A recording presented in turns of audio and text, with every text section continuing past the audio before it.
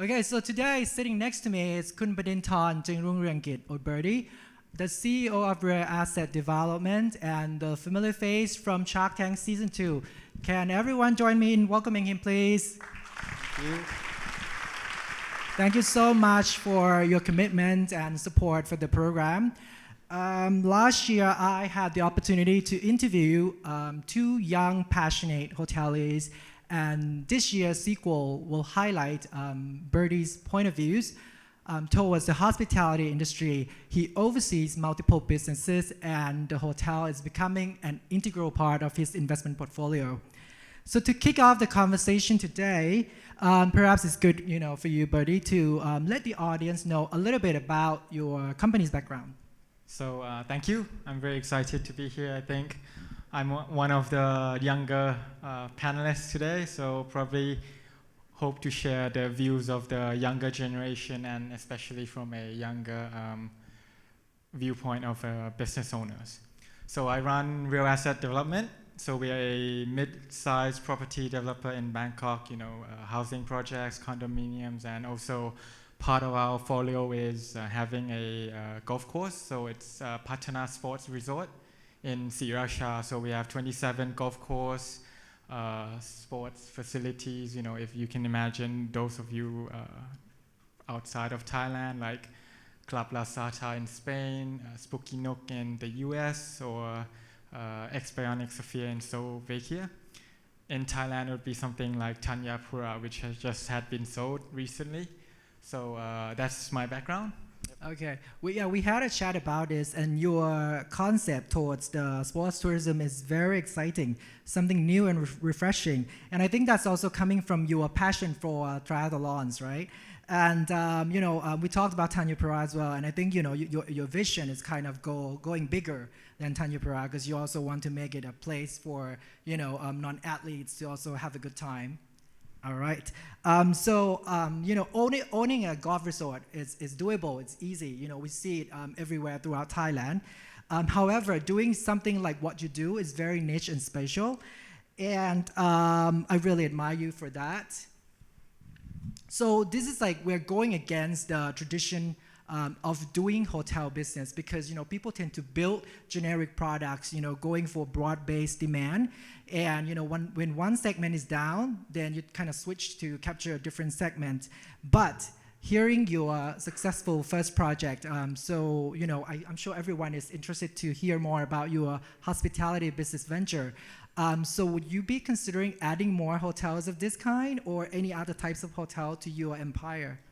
So again, I think the new ways of doing hospitality, again, we have the golf course. We're trying to expand it, not just for, beds and, trying to make it a sporting leisure. Apart from that, we're also expanding, looking to invest in the typical, hospitality hotel projects, but focus more on luxury boutique. So I think most of you would agree that, old-style hotels with many room keys in the city, out of Bangkok, in tourist destinations would be hard to survive. So this is something I think there is still a price and product mismatch in Thailand. You go to a 3,000 baht hotel somewhere and you might see Netflix. But then, if you want a standardized, clear expectation, you pay something like 30,000 baht to 50,000 baht per room, which, how many of you in this room can afford it, monthly, right? So I think it's very clear mismatch. There's still a gap, and in the locations that we consider, say in Bangkok, the land price here is like 1.5 million to 2.5 to 3 million per square wa. And then you build a hotel like this, how much can you charge? 10,000 baht per night? Versus, you go somewhere out of Bangkok, maybe in Phuket, land price might be, way like 4 or 5 times lower, and you can charge still the same rate. So if I were to, probably start considering hospitality, it would be outside Bangkok and luxury boutique, a smaller number of keys and focus on clear standardized services.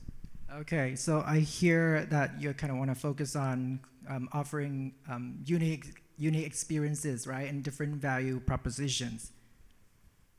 So, besides the concept that you would want to make it different from what's available out there in the market at the moment, is there any other criteria that you would consider when you actually, select hotel opportunities? Location or investment criteria, numbers, things like that?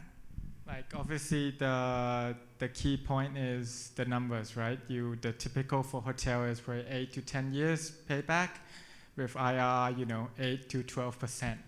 So obviously, like I said, in Bangkok, it's very hard to do with the land price.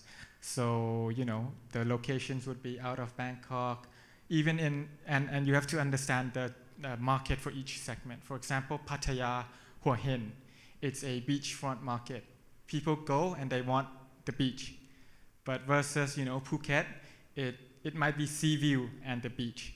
So you see, Pattaya and Hua Hin, it's impossible even if you want to go, it might be impossible for you to start a hotel project because it's a seafront market and the land price is impossible. Okay. I think Phuket can still do, even though land price and it's still high.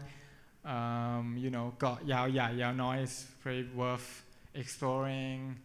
Khao Yai, Khao Kor, which is something, unseen markets. You have to go travel a lot. So these are the locations that you would need to focus on, cheaper land prices with, less competition. Okay, so taking into consideration of land prices and also doing your homework, especially thinking about financial feasibility of the project is key to your success. Clock is ticking, so last question for you. You have actually managed and run your corporation while also dealing with your family members in the same organization. How is that? How do you manage and the entire situation? A bit over time, but the last question, sharing from a family, family business owners, still family orientated in running the business as opposed to, professionals. It's the parents.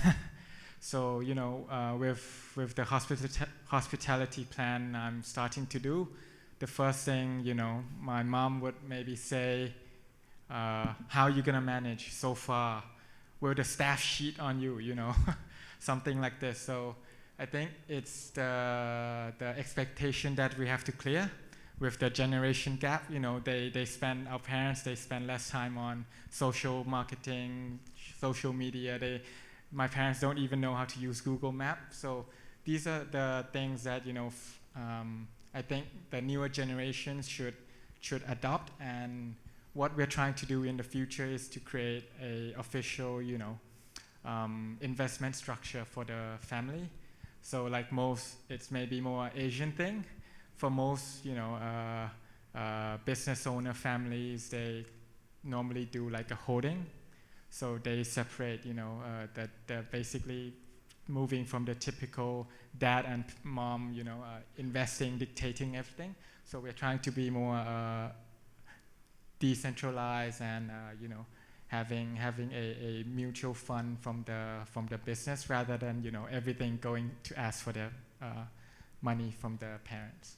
So this is something we try to manage in the family business. All right, thank you so much for sharing your thoughts, vision, and also advice for the folks here. I hope you guys get to know Bertie a little bit better, and I hope to see more of you at another industry event. Yep, thank you everyone.